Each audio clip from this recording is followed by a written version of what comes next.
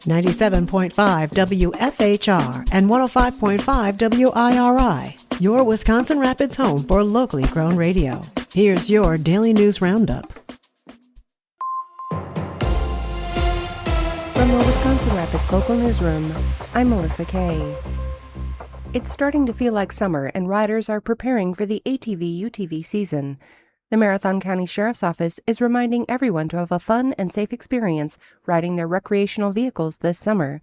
They're echoing the DNR's recent news release, encouraging people to earn their ATV-UTV safety certification by completing an approved course. Lieutenant Michael Van Offren with the Marathon County Sheriff's Office says in the last 5 years there have been 9 crashes involving other motor vehicles on public roadways, and 4 people were injured. On private land, 17 reported ATV crashes happened in the same time period, with 12 people being injured. Though the numbers are higher on private land, the type of injuries are far less severe.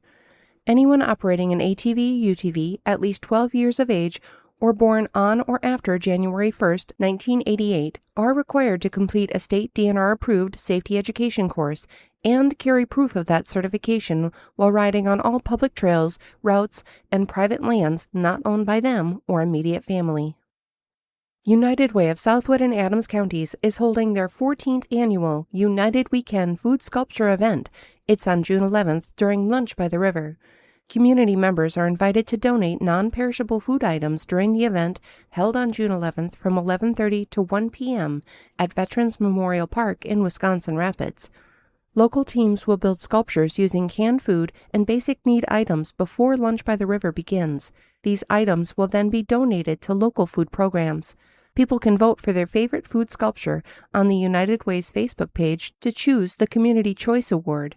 Since 2013, United Weekend has collected more than 84,000 pounds of food. I'm Melissa Kay for WFHR and WIRI News.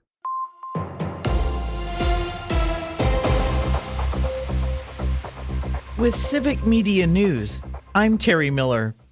Wisconsin is getting more than $94 million from the EPA to replace lead water pipes. The feds say funds will be distributed through the DNR, and communities can apply based on need and the number of lead service lines. Officials say Wisconsin has more than 100,000 lead pipes connected to water systems statewide. Experts say replacing each service line can cost between $5,000 and $10,000. It's expected replacement efforts will take decades to finish. A former attorney for Donald Trump in Wisconsin is asking the federal government for $3.2 million, saying he was unfairly targeted after the 2020 election. Jim Troupis filed the request under a new fund meant to compensate people who claim they were, quote, weaponized by federal investigations.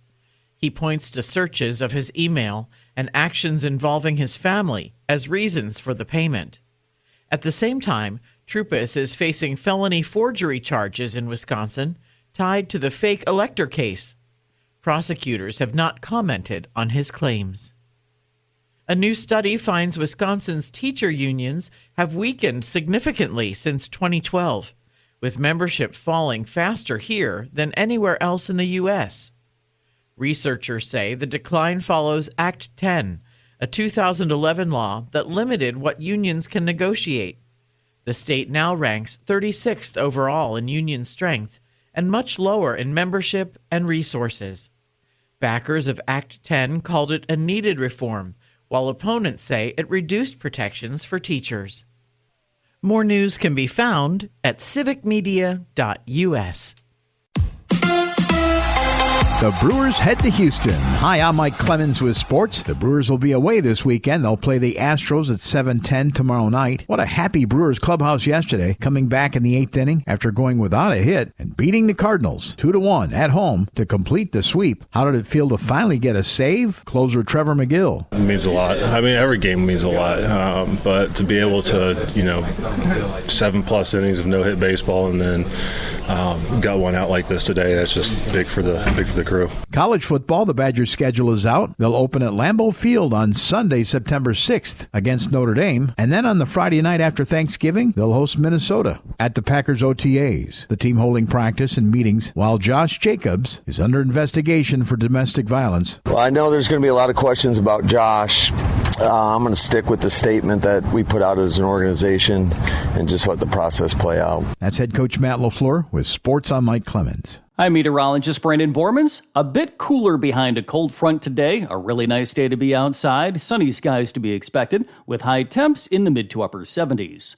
Mostly clear skies tonight with lows near 50. Warmer again on Friday with plenty of sunshine, highs back up into the mid 80s. That's your Wisconsin Rapids News Roundup from WIRI and WFHR, locally grown radio.